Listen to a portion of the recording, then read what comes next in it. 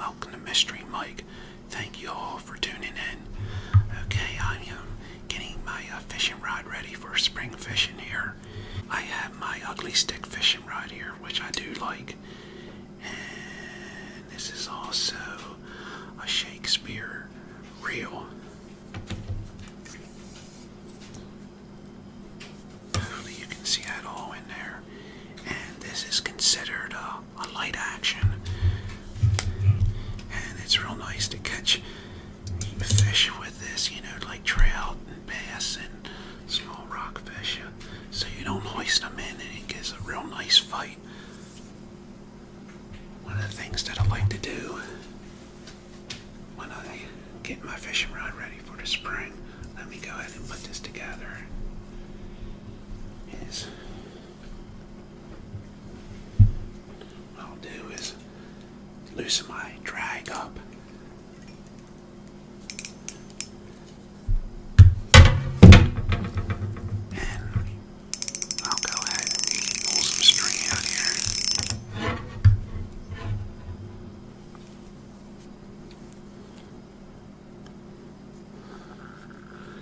Put them through my ceramic eyes on the fishing rod.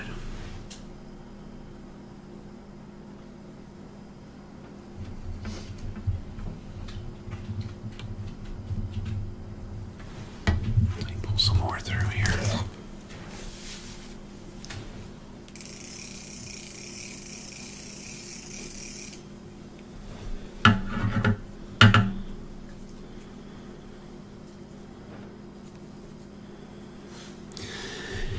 I like to use 6 or 8 pound test. The only reason why I use 8 is just for snags. It helps a little bit on getting snags, so you don't break your string as easy.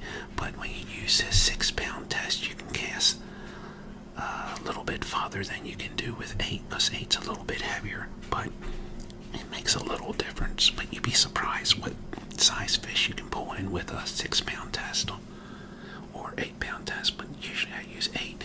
And anytime you get string for your fishing rod, get a well-known string, because if you get an off-brand, it gets those bird nest and tangles up so daggone easy. So get a good well-known string so it don't tangle up so daggone easy, because that's the last thing you want is, the fish are there, you gotta catch them. You don't want to be fooling with a string that's messing up and knotting up. I need glasses. I can barely see doing this, but anyway, I'll tell you a little story while I'm doing this. One time, me and my wife were down at a boat dock and seen this young kid fishing, and I don't know, I guess he was maybe 10 years old, 12 years old. So the father went to make a call. So he pulled his cell phone out and started call and got somebody and started talking, and he walked away from his son. Well, he wasn't too far away, but he wasn't really paying attention to his son, and all of a sudden he caught a real big fish, and he hollered, "Dad, Dad." Well, his father was so busy on the cell phone he didn't even hear him. Well, he caught a big old catfish, and somebody close by came over and helped him.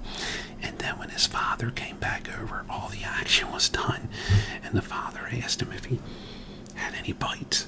Well, and his son just got done saying how big of a fish he caught, and he hardly believed him, and he didn't see any of it. It was just funny. Here he walks away, son catches a big fish, and comes back and don't know nothing about it. I just thought that was funny at the time. Alright. There, I got that through the eyelid, so finally. Took me long enough. But anyway, I'm not going to pull out a whole lot, but what I like to do is pull out a fair amount. And I just go over the string. You can take it with your fingers like this, and you can feel for rough areas where maybe it rubbed on rocks or the bulkhead. And if it's too bad, you like to cut those bad spots out, because they're considered weak spots. And that's the last thing you want to do after fishing all day. You finally hook into a big one, and then your line breaks, because it was damaged from rubbing on rocks or the bulkhead. Okay, now what I'm going to do is show you a knot here to tie onto a swivel snap. Now you can do a lot of different knots, but here's a simple, easy knot. Because when you lose a lure, when you're fishing, you're catching fish, you get a snag, you lose a lure, you don't want to play around. You want to put a swivel snap on and get back out there to catch the fish. Because when the fish are there, you want to catch them, because it's hard enough trying to find them and get into them. And when you do get into them and find them, what do you want to do? Catch them. All right. So you take that through here, pull that up. What you want to do is twist it at least 6 times or more. I don't count, I just, do it there. And then at the base right there, you kind of want to leave that open enough so you can see how to get through that. I need glasses and it'd be a lot easier. But anyway, okay. Then you grab it like that. There you go. You pull it nice and tight. Like that. And then just take it there and you trim it there like that. And there you are. You're ready to go ahead and put your lure on for fishing. That's a good old swivel snap. Okay. And another thing I like to do is I just want to make sure my ceramic eyes here aren't messed up, because they can get chipped and scratched. Alright, and then what you also want to do is you just want to check these eyelids to make sure, just look and feel that they're not scratched up. And a lot of time, and the reason why you don't want them scratched up is because you want your string to flow through there without anything abrasive grabbing it. For one, it tears up the string, and for two, it slows it up for being casted out far. And a lot of times what people will do is, like, when they're done fishing at the end of the day, they'll take their lure off and they'll take the little swivel snap there and they'll hook it on that. You don't want to hook it on that, because that will scratch it. Usually what I do is I'll go ahead and break my fishing rod down.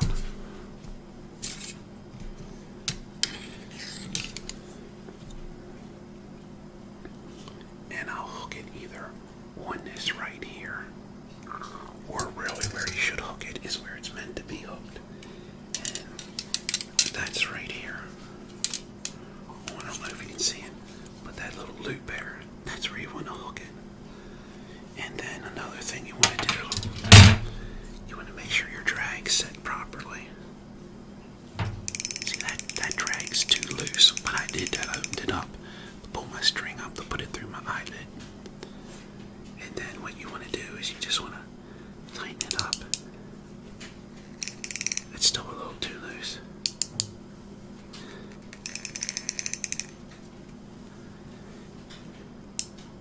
It's where it takes a fair amount to pull it. Maybe just a tad more. That's good. And then you gotta watch right here. This little roller, that can get a bad groove in it, but it takes a long time to get a bad groove in there. And then you would have to replace this bail thing here, this bail, but it takes a long time to get a groove in there, and that can tear your string up. So anyway, what I did so far is went over my string to make sure it didn't have any damaged spots in it. I didn't go all the way down it, but I did the first so many feet, but I mean, you can go on and on. And then I put my swivel snap on, and I showed you that knot that I use. There's a name for it, but I can't remember it. And then I checked my eyelids to make sure that there wasn't no scratches or tore up or anything.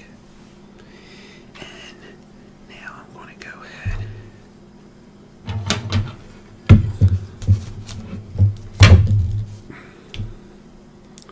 my swivel snap wherever the heck it is.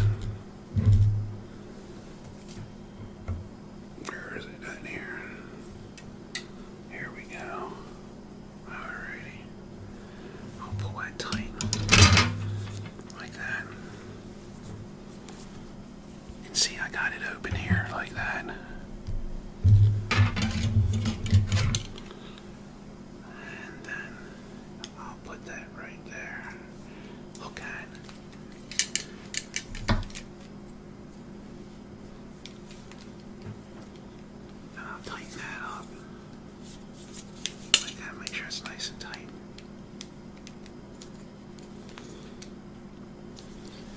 just take a nice rubber band.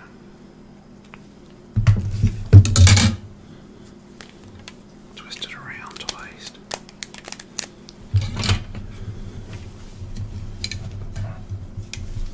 Just put it on there like that. Now ready for spring fishing. I hope you all enjoyed this, and good luck fishing. And remember, be someone important. Be yourself. Until next time, God bless. See ya.